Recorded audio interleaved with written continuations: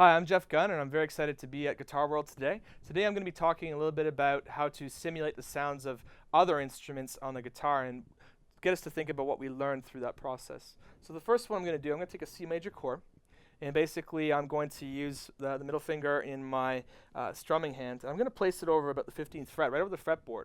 I'm going to do a little motion like this, back and forth, and that's actually going to give me a sound that kind of approaches a ukulele. Sounds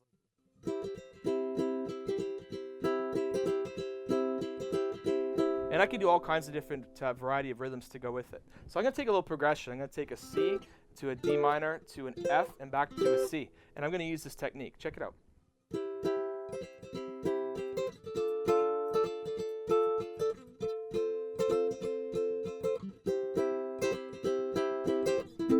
A minor.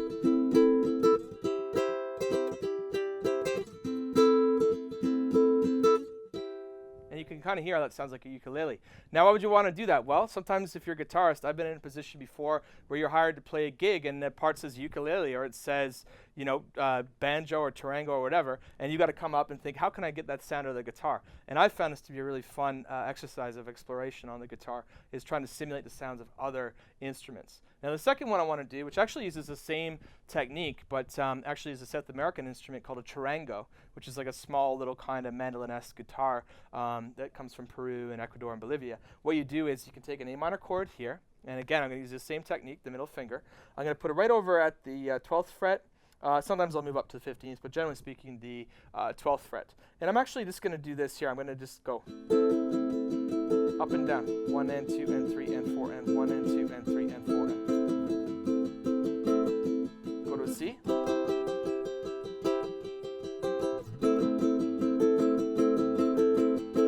And I can actually take whole progressions and use this technique. Now I can also go rapidly back and forth like this type of thing, where I'm taking the middle finger, I'm just going back and forth like that over top, and it sounds like this. Back to the C. Maybe D minor. Back to A minor. And you can hear the cool sounds that you can get. Now you can try this on electric guitar, and I've used it before, and you get some really crazy sounds. You put a flanger on that and some delay, and you actually use these techniques to play chords. It works really cool. Another instrument that I wanted to simulate the sounds of is the banjo. Now, I've been in a position before where I've been asked to play in a Dixieland gig, but originally there was no guitars in that music, so they said, here, play the banjo-esque guitar using like chording. So what I did was I thought, how can I actually get this type of sound? Well, I can actually mute the guitar by using a muting technique, the side of my pinky here on my strumming hand. And if I take like a B flat major chord, and I'm going to add my pinky on here on the second string, on the G note, and play with this chord and this one here, I get kind of a banjo-esque sound, if you'll check it out. It works really well on electric as well. If you turn up the reverb to about 11 o'clock, you'll get a really nice kind of fat banjo-esque sound. Check it out.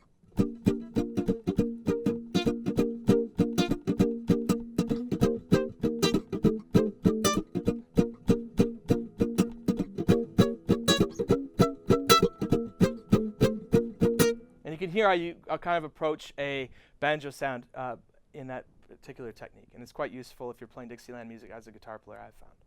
So basically in this progression, I'm using a B flat major, and then I'm going to playing around with the B flat 6, back to the B flat major, and then I have a C minor 7, and then I have an F 7, and then I have a B flat diminished 7th chord.